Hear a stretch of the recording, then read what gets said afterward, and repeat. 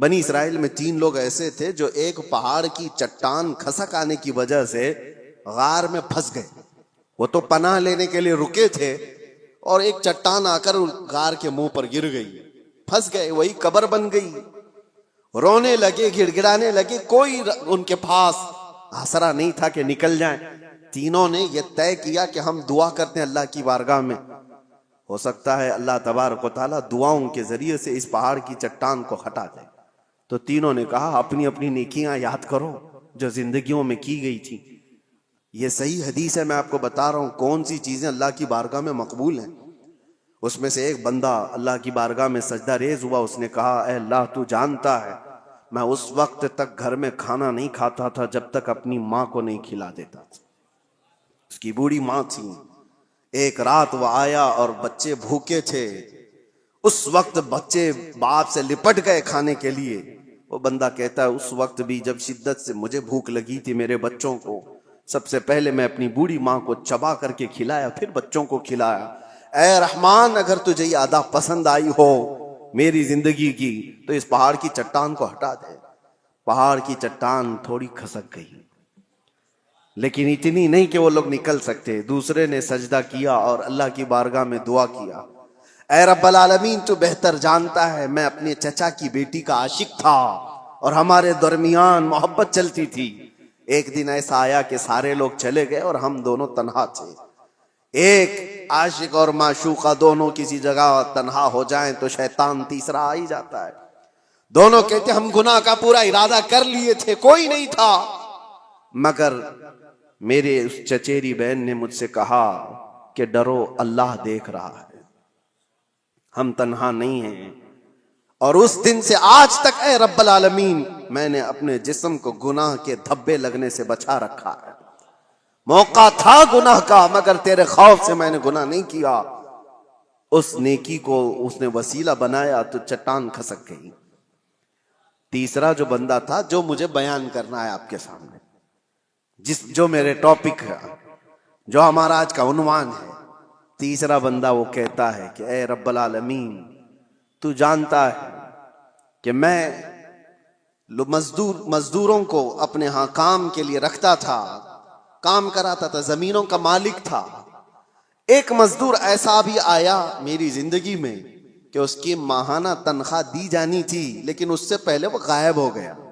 توجہ, یہ بندہ کہتا ہے اللہ میں اس کی مزدوری کو, اس کی تنخواہ کو رکھ لیا, چاہتا تو کھا لیتا جیسے سارے سیٹ کھا بیٹھتے.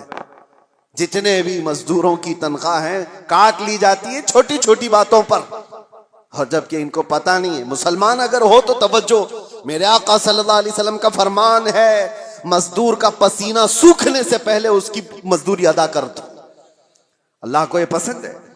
اب یہ بندہ کہتا ہے کہ وہ مزدور تنخواہ لیے بغیر چلا گیا, میں نے اس کی مزدوری کو لے کر ایک بکری خرید لی اور بکری کو پالا. رب تبارک و تعالیٰ کی بارگاہ میں وہ کہہ رہا ہے بکری کو پالا, بکری نے بچے دیے اور پھر اس میں برکت اتنی ہوتی گئی, سالوں بیت گئے, بکریوں سے بکریاں, بکریوں سے بکریاں اتنی بڑھ گئی کہ وہ ریوڑ ہو گیا, بلکہ ایک میدان میں بھی وہ بھر نہیں پاتی تھیں. مجھے شہر سے باہر جانا پڑا, شہر سے باہر بہت بڑا میدان ان بکریوں کے لیے, ایک بکری سے اتنی بکریاں ہو گئی. اور یہ بھی بات بتا دوں میرے آقا نے فرمایا بکری میں برکت ہے, سارے جانوروں میں بکری میں اللہ نے برکت رکھی ہے. اور اتنی زیادہ بکریاں ہو گئی لیکن اس میں سے ایک بکری بھی نہ اس نے بیچا, نہ کھایا, نہ استعمال کیا. کئی سالوں کے بعد وہ مزدور واپس آ جاتا ہے اور آ کر کے اس نے اپنے آقا سے کہا کہ آپ کو پتہ ہے میں آپ کے یہاں مزدوری کیا کرتا تھا, کام کرتا تھا, اور ایک آخری وقت ایسا آیا تھا کہ میں اپنی مزدوری لیے بغیر چلا گیا تھا.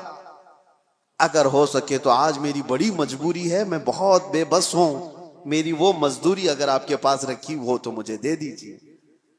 یہ بندہ کہتا ہے میں اس مزدور کا ہاتھ پکڑا اور لے جا کر کہا یہ ساری بکریاں تیری مزدوری کی ہیں, یہ تیری تنخواہ ہے. اس نے کہا سیٹھ صاحب کیا مذاق کر رہے ہو میرے ساتھ, میری تنخواہ اتنی نہیں ہے کہ ایک بکری بھی آ سکے آج کے زمانے میں, اتنی ساری بکریاں وہ کہتا ہے جس وقت تو اپنی تنخواہ چھوڑ گیا تھا میں اس وقت تیری رقم سے ایک بکری خریدا اور اللہ نے اس میں اتنی برکت عطا کی. وہ بندہ دیکھتا ہے کہ آپ سچ کہہ رہے ہو؟ اس نے کہا ہاں سچ کہہ رہا ہوں. بکریاں ہی نہیں، اس میں سے ایک بال بھی میرا نہیں ہے، سب کچھ تیرا ہے، بکریاں بھی تیری، رسیاں بھی تیری. وہ بندہ خوشیوں کے ساتھ ہانکتے ہوئے وہ بکریاں لے کر کے جاتا ہے اور اللہ کی بارگاہ میں کہتا ہے ایسا بندہ میں نے نہیں دیکھا جو اپنے حقوق اور معاملات میں اتنا پکا ہو. رب تعالیٰ کی بارگاہ میں یہ بندہ کہتا ہے اللہ یہ میں نے خالص تیری رضا کے لیے کیا، تیرے خوف سے کیا. رب تعالیٰ نے اس کی یہ دعا سنی. حضور فرماتے ہیں فوراً وہ چٹان کھسک کر کے نکل چکی تھی، تینوں باہر آ گئے تھے.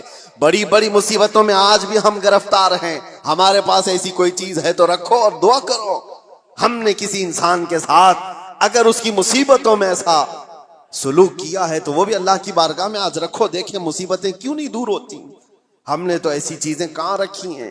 اسی لیے معاملات میں اسلام بہت زیادہ تاکید کیا ہوا ہے. میرے عزیزو کچھ لوگوں کو باتیں کڑوی لگتی ہیں لیکن یہی صحیح ہے عزیزو، یہی صحیح ہے.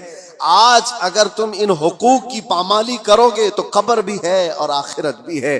میں ان کی بات نہیں کرتا جن کا آخرت کا تصور ہی نہیں. آپ کو آخرت میں اللہ کی بارگاہ میں کھڑا ہونا ہے، حساب دینا ہے. اس لیے اپنے معاملات کو صحیح رکھو. ایک لقمہ بھی بلکہ ایک جنازہ میرے آقا کی بارگاہ میں ایسا آیا تھا، صحابہ کھڑے ہیں، صفے لگائے ہوئے ہیں. حضور نے پوچھا اس مرے ہوئے آدمی پر کسی کا کوئی قرضہ باقی ہے؟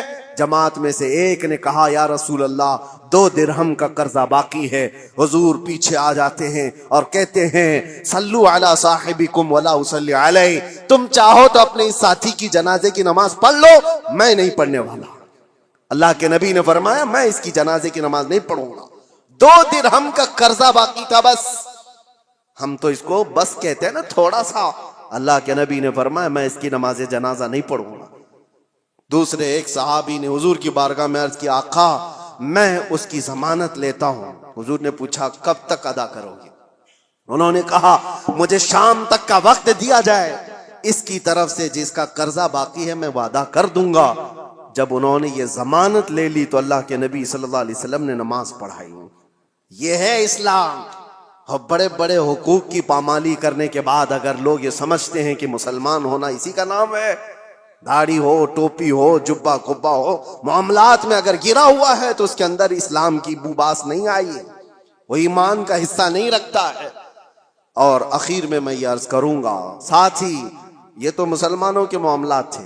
آپ کو میں بتاؤں انسانیت کے لیے، حقوق کے لیے سب سے پہلے ابھی آج کی اس دنیا میں جو ایک لائے عمل تیار کیا گیا اور ایک دستور آیا آسٹریا کے ویانا شہر میں 1993 میں پہلی یہ کانفرنس کے اندر اقوام متحدہ جس کو UN کہا جاتا ہے، جو یونائٹڈ نیشن، تقریباً 170 کنٹریز مل کر کے یہ حقوق بنائی کہ انسانوں پر کیا کیا حقوق ہو سکتے ہیں، کوئی ایک دوسرے کے حق تلفی نہ کرے، جنگوں کے حقوق. یہ ساری چیزیں کب بنی ہیں؟ یہ آپ فیڈریشن ہے، اس کا نام ہے ویانا فیڈریشن. اس نام سے یہ پوری دنیا میں عام کیا گیا. 1993 کی بات کر رہا ہوں. آج سے تقریباً صرف اور صرف 32 سال پہلے، سمجھ رہے ہیں آپ، 32 سے 33 سال پہلے پوری دنیا میں انسانوں کے حقوق کے لیے ایک لائحہ عمل بنایا گیا، ایک دستور بنایا گیا. مجھے حیرت ہوتی ہے پڑھ کر اس نئی دنیا میں صرف 32-33 سال پہلے تم انسانوں کے حقوق لائے ہو. ذرا تاریخ پڑھے ہوتے آج سے 1400 سال پہلے اس سے زیادہ حقوق محمد الرسول اللہ نے بیان فرمایا. میرے آقا صلی اللہ علیہ وسلم صرف بیان نہیں کیا، حدیثوں میں اس کو محفوظ کرایا ہے. اور پورے دستاویزات آج محفوظ ہیں ہمارے پاس، پورے محفوظ ہیں. آپ اگر جا کر دیکھیں فقہ کی کتابوں میں، فقہ جو مسائل وضو کے، نماز کے، آپ کے روزے کے، جتنے بھی مسائل ان کو فقہ کہا جاتا ہے. ہماری فقہ میں اگر آپ کو میں بتاؤں 2 بڑی کتابیں آپ کو ملتی ہیں. ہدایہ ہمارے فقہ حنفی کی کتابیں جو ہم نے پڑھی، بہت بڑی بڑی ضخیم کتابیں. ایک کتاب کے اندر وضو سے لے کر کے نماز، روزہ، حج، زکوٰۃ، سارے مسائل آ گئے. اور دوسری ایک پوری جلد ہے جس میں صرف اور صرف خرید و فروخت کے مسئلے ہیں، صرف اور صرف معاملات. سب جو میں نے ابھی بیان کیا آپ کو میں بتا رہا ہوں اسی لیے کہ اتنے محفوظ دستاویزات حق حقوق کے لیے کسی کے ہاں نہیں ہیں. آج قوانین بنے ہیں کہ ایک مال دوسرے سے خریدو تو اس کے کیا کیا حقوق ہیں، جبکہ 1400 سال پہلے میرے آقا صلی اللہ علیہ وسلم نے حقوق کیسے بیان کیے کہ اگر تم نے کسی جگہ پر جا کر کے مال خریدا تو اس کے کتنے حق ہیں، کہ تمہیں کتنے میں لینا ہے، اس کو کتنے میں دینا ہے. یہ بھی ربح فاسد نہیں ہوگا، غلہ جمع کر کے نہیں رکھے گا کہ جب لوگوں کے پاس مال کی قلت آئے تو نکالے گا. یہ سارے حقوق کے سلسلے میں اسلام پہلے سے بیان کیا ہوا.